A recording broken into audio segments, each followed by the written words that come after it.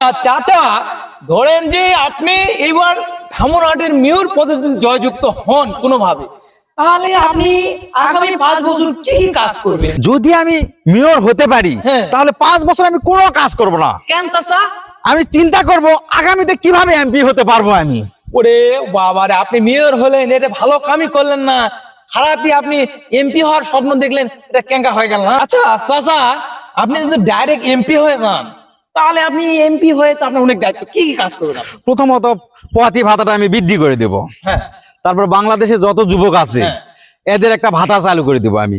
আমি আরেকটা কাজের উদ্যোগ নেব, বাংলাদেশে তো বেকার বেশি, হ্যাঁ। এই বেকারদের বেকার ভাতাটা চালু করে দিব। ওহ, খুবই সুন্দর মাদ্দর সাহেব, আপনি তো ভারী সুন্দর উদ্যোগ নিয়েছেন। তা বেকারদের আপনি এই বেকার ভাতা করবেন, এর উদ্দেশ্য কি?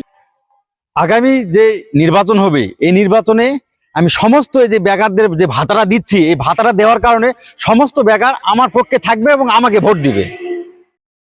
আচ্ছা, তো দেখতেছি মারাত্মক বুদ্ধি রে ভাই, এলা এত বুদ্ধি রাখেন করে, যা সর্বনাশ, কঠিন একটা খেলা খেলেছেন, কিন্তু ভালো উদ্যোগ কিন্তু এটা। হ্যাঁ, তা আপনি আর কিছু কাজ করবেন নাকি? এর কোনো আপনার প্ল্যান আছে? আর আপাতত এটাই নিয়ে আগাচ্ছি আমি। আচ্ছা, আমরা দোয়া করি আপনারা এমপি হন, আমাদের দিকে একটু সুনজর দেন।